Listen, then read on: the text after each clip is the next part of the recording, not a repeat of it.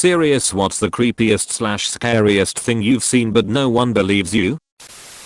I was walking to class from the dining hall on my campus when I saw a lady yelling for help and banging on a window of a nearby building. Lots of people were walking past, but I was the only one who seemed to acknowledge it. I went to the window to help, and she told me she was locked in a room in the building and that she needed me to come in and open the door.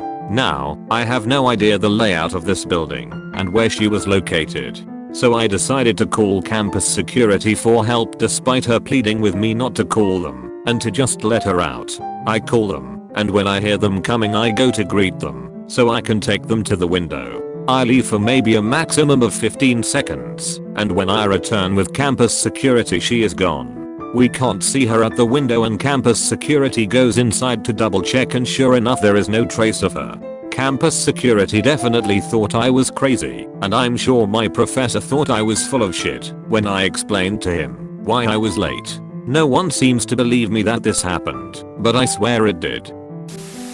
When I was 3, we were picking up my grandparents for a Sunday drive. I was sitting in the back seat on the passenger side. My grandfather was sitting in front of me. Suddenly he keeled over, dead of a massive stroke, as they hustled my little sister and me out of the car and into my grandparents' store. I happened to look over my shoulder and plainly saw Grandpa walking down the street with 2 men. Both were dressed in suits, which made it all the more incongruous that Grandpa was wearing the same grey sweater and peaked hat he'd been wearing a moment before in the car. There was nothing particularly creepy about the experience, except that I wouldn't accept that Grandpa was dead because, after all, I'd just seen him walking down the street. Naturally, this didn't go over very well. But I loved my grandpa, I didn't want him to be dead, and I knew what I had seen.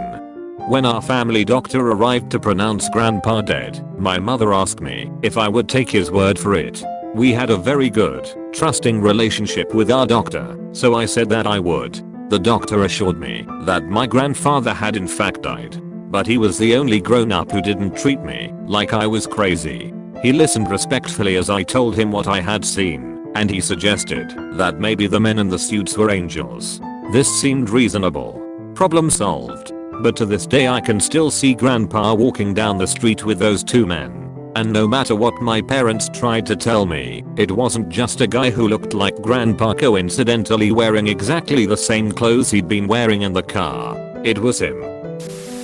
I used to have a buddy that lived in the same neighborhood, a few streets over. One night we were having a couple of beers in his backyard while playing cards. I had some things to do the next morning, so just before 10 I said my goodbyes and shoved off. It was a short walk, maybe 15 minutes door to door, so I never drove. Anyway, it was a nice night, uneventful trip. But when I got home, my roommate was coming out the front door, coffee in hand, and dressed for work. He gave me a funny look and said he thought I was asleep since my truck was in the driveway. I told him where I'd been and asked why he was going into work at night. That's when he kind of laughed and asked if I was drunk. We stared at each other for a minute and then he told me it was just after 5 in the morning and he was going in just like he usually did. In my entire life, I'd never felt more confused than I did in that moment.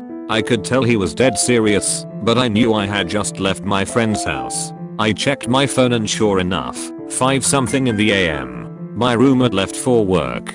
I paced circles in the living room for a bit, then called the friend whose house I'd just left. He groggily answered and confirmed I'd left at 10 the previous evening. I have no idea what happened during those 7 hours of my life, and it gives me chills to think about it all these years later. I wasn't drunk, I wasn't tired, no one could have slipped anything in either of the 2 cause lights I'd had, no known medical conditions that would have caused me to black out, and nothing has happened like it since. I just don't know what happened to that time. Not sure if it counts as creepy or overall scary, but it was weird.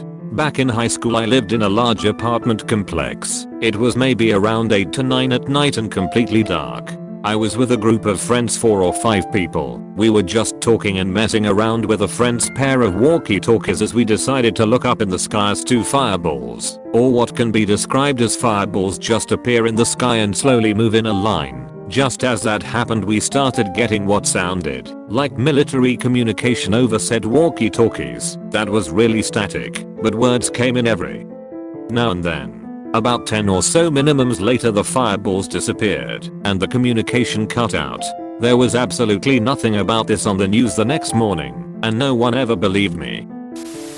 Not quite sure how young I was at the time, but it was probably between 5 to 8. I was in my babysitter bed at the time in her trailer park. It was 3 AM. I had woken up because I had to pee. When I woke up I looked down the hallway to see my babysitter leaning against the wall like one of the stereotypical cool guys do in movies. And I made eye contact, and I felt my body go cold because she was still sound asleep next to me in bed. I went under the blankets trying to hide, and when I looked back she was gone. I didn't want to sound crazy, so I've never told anyone. I just sat in her bed watching infomercials until 6 AM when she woke up. Never even thought about sleeping there again. I honestly forget how much this affected me until I started writing this. Really freaked me out, man. Edit. Since I never told anyone IDK if it belongs here, but no one in my family believes in ghosts, so if I were to tell them I guarantee it'd be dismissed. When I was around 9 or 10, this guy who looked about 40 just kept being in every single public place I was in. With my parents or not, he was there. At the store, yes he was there. Bought everything me and my family bought. In school, yes, he was staring at me on the other side of the school gate. Out in the city, yes, following me in the streets. I told my parents so many times and they just ignored me and said I need to stop believing everything my brother says. Since my brother was really into creepy stuff at the time, he was 14. One day this guy just disappeared. The next thing I knew was that one of my friends kept seeing the guy everywhere. She many times pointed that the guy was outside the school gate watching her. I never saw him on the other side of the gate. Then she told me the guy disappeared after a few weeks. Then this other kid started telling everyone about the guy following him. About 7 months passed and I moved to another town. Still gives me creeps.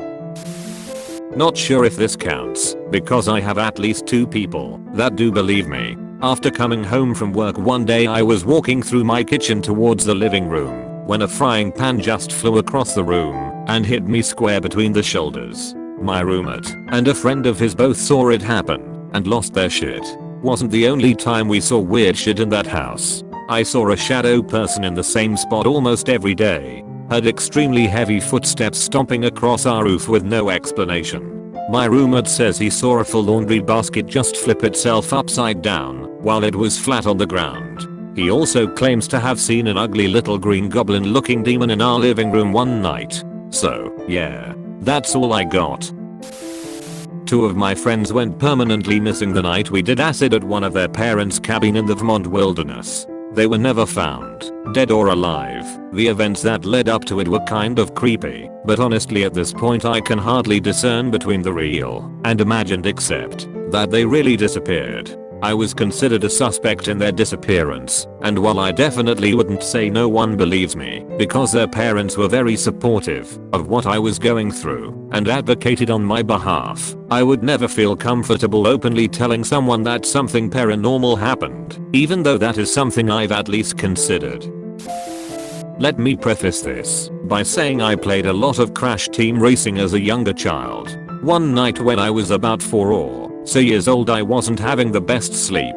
So I woke up in the middle of the night, and to this day, 12 years later, I swear I had an auditory plus visual hallucination of Aku Aku, the ticky guy, incoherently speaking. Little 4-year-old me almost shat his pants and ran over to his parents' room.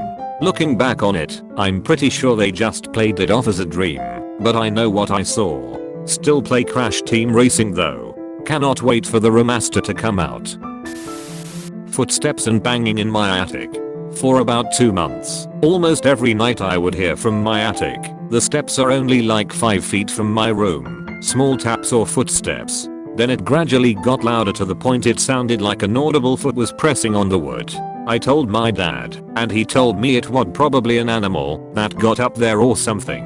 Thing is, my sister heard it too as her bedroom was in the same hallway as mine. My dad might have been right as it was completely gone after 2 to 3 months, and right now at 2 AM, I don't hear it. And I swear to God, if I hear it after I post this, I'm actually gonna piss my pants.